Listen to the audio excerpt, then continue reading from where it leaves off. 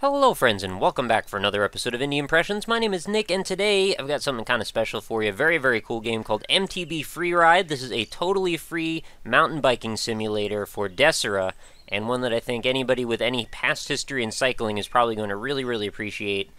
Just the way this was approached and the way that this game was done I think is quite brilliant, and especially even more brilliant the fact that it's totally free. Although, you know, I totally don't understand why it's free, but we're just going to roll with it for now, so to speak. So before we get into things, I just want to go over very quickly the controls, because they're kind of important in a game like this, as you could imagine. So we've got a pretty nice little landscape ahead of us, and as you can see here, we have a fairly naturalistically rendered model of a bike under us.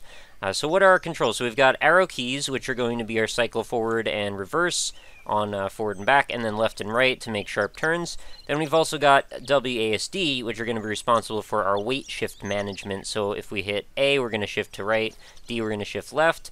If we hold the W key, we're going to put our weight a little bit forward, and S rather, we're going to go back, which you can do little wheelies and such. And if you wheelie too far, you're going to end up flipping over to some pretty nasty spills, I'm sure. We've also got spacebar for our handbrakes, which hopefully our biker knows to operate properly in the proper circumstances, because there are situations when you don't want to apply one brake and not the other. And then we've also got Q, which is going to be a bunny hop. There are actually situations when that does come into play. So there are a number of different starting points in this game and a number of really cool features to it, so let's just dive in and see what we can find here. So the first thing we want to do is not just fall off this first platform. We want to actually get a little bit of a run up, because as you can see, there's a little gap, and I've been mountain biking a couple of times, but never in a high-risk sort of mountain biking scenario like this. So we've got a trail before us, and as you can see, we can go anywhere we want. Alright, let's bunny hop. Oh man, alright, barely made it over that. Luckily we did. And we'll make our way forward and just have a look around at this pretty glorious looking vista. The good diversity in foliage here. We've got fallen trees at times. Oh, big obstacle here, and we can very easily get knocked from our bike, so we got to be careful how we navigate this kind of stuff. Bunny hop seemed like the right thing to do, but I think I just need to get enough speed before I hop that, and hopefully we'll clear it entirely. The controls do take a little bit of getting used to, but once you have a handle on them, it actually feels quite nice. And looking at something like this, it just makes me wonder, like, why hasn't this really been done before in any meaningful way? I'm sure it has been done to some degree, but I don't think I've ever seen one that looked this nice. Oh, we've got big old rocks there we gotta hop over. I've never seen one that looked so nice and had so much granular control while also... Oh, there is a nasty chasm, and I am super dead. But yeah, there's such a high degree of naturalism going on. I mean, granted, it could still be better, but it is well done, and it definitely gives you the feeling of what's going on. You may have noticed there was a dude up there with me the second time. That's just my ghost from the previous run that we can choose to follow or not follow. And he actually has a real ragdoll that shows up, and if you actually get in his way, it will also mess you up and end your run. So you got to be careful on that. So let's take a nice, chill, relaxing stroll through the woods here and bike through the woods. And try not to get too aggressive here. Hopefully I don't run into another giant chasm until I'm ready for it anyway. Now I have spent a few minutes with this. This is not entirely my very first impressions. I did actually want to go over this a second time. Oh, that was nasty. After I had recorded a bit of footage of it, just because I felt like I didn't have a good enough handle on the controls. And in this case, I thought this was the type of game that I think you need to spend a few moments with to get acclimated, like I said earlier. And it can be a little frustrating when you don't know what you're doing and just basically taking spills after spill after spill. So, you know, you got to be a little careful. You definitely don't want to rush down mountains, and I'm sure we will do that as well in this episode. But for now, I just want to enjoy the moment here. Let's find a nice little spot and park here and just have a look around. So, oh man, sheer cliff right after that. So if we take our right mouse and click and hold, we can actually look around with the perspective of our biker. Now you can see obviously a big old skybox there, but still, the delineation between the interactive areas and the background, it's not so bad actually, I don't think anyway. This would be something that would just be absolutely begging for like Oculus Rift support. The ability to look around and control your bike independently from each other is just such a cool idea to me. And I get so into these, like, sort of mundane simulations sometimes when they're things that I would definitely want to do in my real life more. They're just so dangerous. Like, I don't want to potentially, you know, break all of my arms and legs going for a nice little bike ride in the woods. So it's cool to know that people actually create things like this. Oh, that didn't quite work out. I'll do this a couple more times, and we'll switch to a different starting position. But I just want to give you a feeling for what exactly it's like moving around in this environment. I wonder what happens. Can I go back up to this and go over? Oh. I'm actually surprised this biker is so facile. He doesn't seem to have that much trouble dealing with some of these insane positions I keep putting him in. He just sort of bounces right back up again. I mean, I understand centrifugal force is a great thing, but sometimes it can't help you out of everything. So this path, I think, takes us to the log again, right? Or is this a different one? I always forget. Alright, let's go right this time. So the one thing I might say, if there was to be any complaint, and this is totally just my personal opinion, but I think it might be better served if there were more flat-ish terrain options. The majority of the points that you could start at in this, and I'm not sure if they might all be interconnected in some way, but it seems like the majority... Oh, that's probably not the dude I want to follow. But it seems like the majority take you down some pretty scary, treacherous terrain, and I understand for the sake of a video game that probably makes sense. You do want to keep things pretty exciting. But also, I mean, I find that it's also the ramping up of expectations here when you're doing an actual run on a bike. It's like you tend to do a lot of flat, and then you do a little bit of steep, and then you do some more flat. Probably don't want to run straight into that guy. And it's just kind of nice to have a balance between the two. Because right now, it seems like it's a little heavily favored towards very steep, scary declines.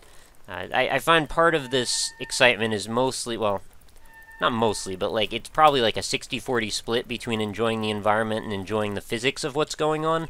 So if we could emphasize the environment a little bit higher, I think it probably would make for an even better experience. You know, I'd love to just take my bike through, you know, by a lake or just hang out in the woods for a while, find a bunch of very picturesque trails that I could go just going down, you know, see the nice little sun rays coming through the trees. You have the sunset as you go. You could have all these, you know, markers, you know, forge a path. Maybe you could set out, chart a path before you go. Or, you know, you also could do these more hardcore, pretty scary trails as well. So let's go to a different starting position and see what happens if we go to the highway. Kind of makes me wonder, too, like, it seems like this is the type of thing that would be well served to have, like a simulation of, I don't know if you guys have ever seen this, but there's all these bikers or mountain bikers that like to do some pretty extreme stuff where they just basically will ride on these little planks for quite a while at a time, and they feel no fear. I would like to see some of that happening, see how accurately we can control our biker. Obviously being careful to slow down as we go down this huge, steep trail. Alright, there we go. This is not so bad. As long as we keep our hand pretty liberally ready with the brake, we will be able to traverse terrain like this. And the perspective, rather, seems to start to turn into a bit of a fisheye lens as we get further down, which definitely does seem to simulate some of the feelings of, you know, how hyped and, like, adrenalized you can get. That is a terrible thing. That is the type of jump that you would only attempt if you were a freaking daredevil. Hopefully none of you guys out there doing jumps like that is serious life-risking stuff. Oh, well, that one didn't last all that long. What happens if can we go behind us? Is there anything? Oh, that's a wheelie. Probably don't want to do it like that. Nope. Bikes are heavy, man. You don't want to just throw them around like this. I gotta actually take the time to go down this carefully. Oh, okay, here's an opportunity to maybe do a little bit of what I was just talking about. If I could position myself just right, maybe I could actually go up this tree trunk, this fallen tree here, and just see if I could get, you know, quite a ways up it. Well, I know I can. I just gotta... Oh, that hurt. The spills in this are surprisingly cringy for me. I definitely have fallen off a bike enough times to know what it feels like, and hearing the sounds, the metal clattering, and the, you know, the head smacking action going on. It's definitely something that can make me feel a little uneasy. And for anyone out there that's biked before, I think you probably know what I mean. When you hit that ground and you're like, okay, what just happened? What is broken on my body right now? And then there's that moment of shock where you're like, I don't know if things are okay yet. Wow, I think I just rode sideways for a good while. Yeah, it definitely doesn't make me want to take huge risks when you have the payoff knowing that you're gonna eventually just you're gonna smash your body into the ground and hear that sound. That's sort of like in Mirror's Edge, when you would take the main character, what's her name, is Faith, I think, and she would make a really poorly timed jump, and you would just, the sound at the bottom is not pleasant to me. It's like, you'd hear the bones, you'd hear the thumping, and then everything goes black, and it's like, that is not right.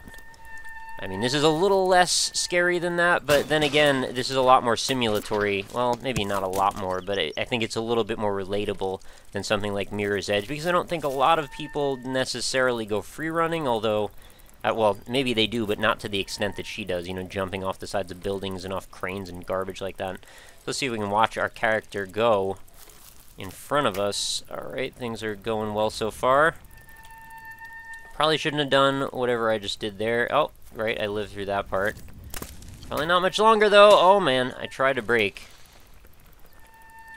The feeling knowing that you've kind of stopped being able to stop yourself accurately or well is pretty terrifying. There's my fallen bike in the last run.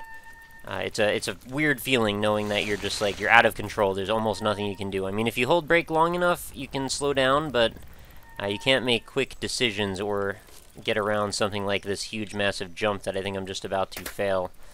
I kind of need to go back up that, because is there even another way around? There may be. I don't know. But I'm wishing there was like babbling brooks and all sorts of little nature touches that we could go experience, more so than just the biking element. But, you know, I guess like I've said in previous ones, I long for a game where we can just enjoy nature in an artificial realm. I think if I get up to where this ramp is, I should be able to speed back down this and get enough to clear that jump. And then maybe we should move on to another starting point. There are, you know, like I said before, a few of them to check out. And there does seem to be some sort of a leaderboard scenario going on. I'm not sure exactly what that's about, but I did one time clear. Alright, that might be enough. No! Oh, that's awful. Both the wheels broke off and bent. Ooh. Anyway, let's go to the next one. The hill, because we didn't have enough of that yet, right? Oh, you just literally fall off a cliff as soon as you start that one. By the way, if I didn't say this before, return will set you back at your respawn point. Oh, man. I mean, I've got shock absorbers, but I don't know if they can handle an impact like that. Is there a better way to get down? Maybe there is. Well, I can't even see. There's just pine trees all over the place. What about over here? That could work. We could go this way. Alright, let's check this out. What's going on in this direction? Operate that brake with all of my strength. Oh man, things are getting shaky. We've got a boulder to avoid. Oh, big ol' ramp. Might as well hit this full speed, right? See where this takes us. Okay, we're supposed to clear that huge gap over to that bluff on the other side. I don't think that was going to happen. Yeah, this seems to be the ideal way to dismount that cliff. What if we go to the left this time? Can we do that? Whoa. I also understand that this might give people some serious motion sickness. I'm starting to feel that way a little bit myself.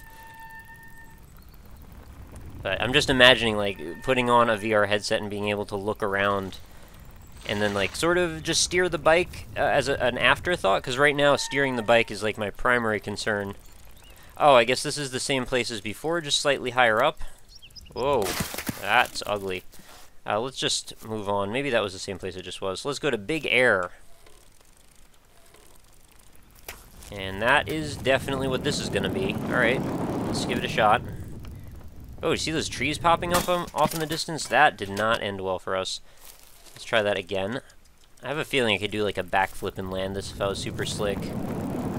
Go, go, go! Spin! No, I need to spin earlier. Oh!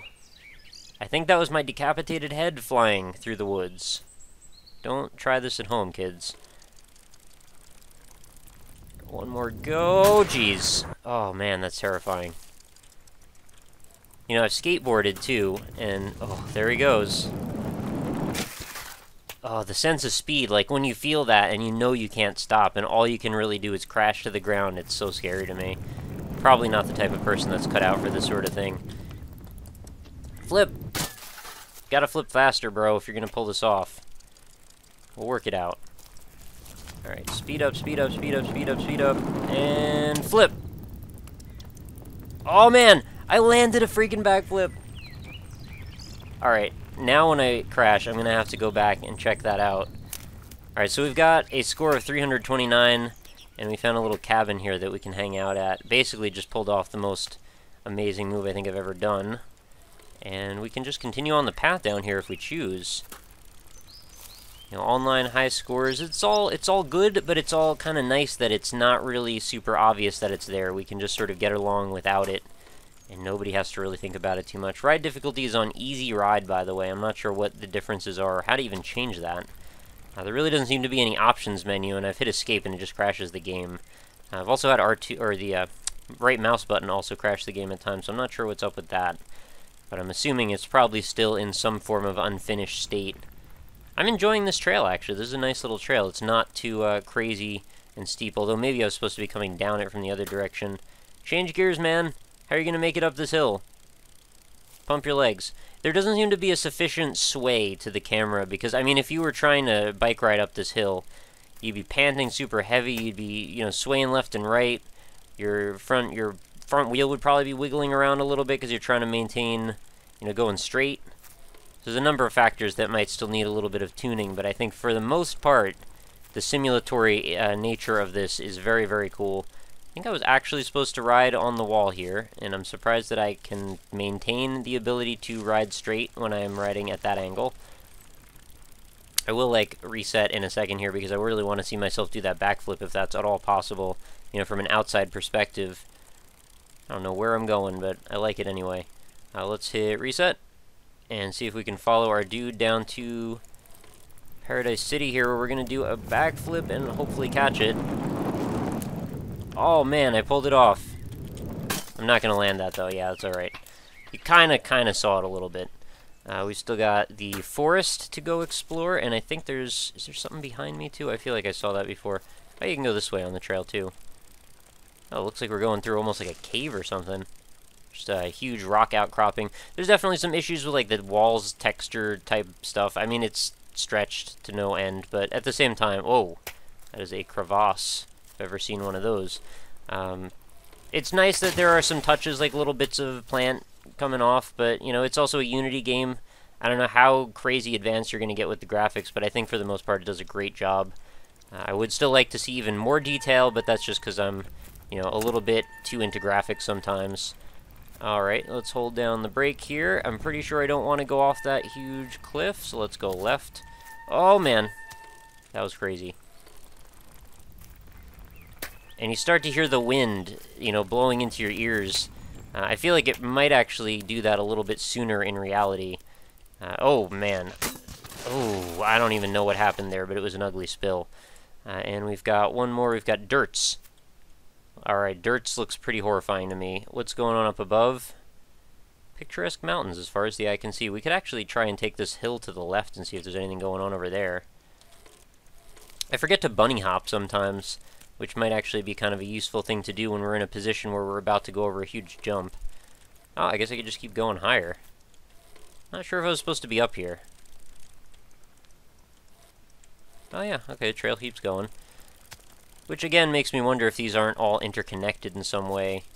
Probably just one big old map. That's what I would have done anyway if this was me.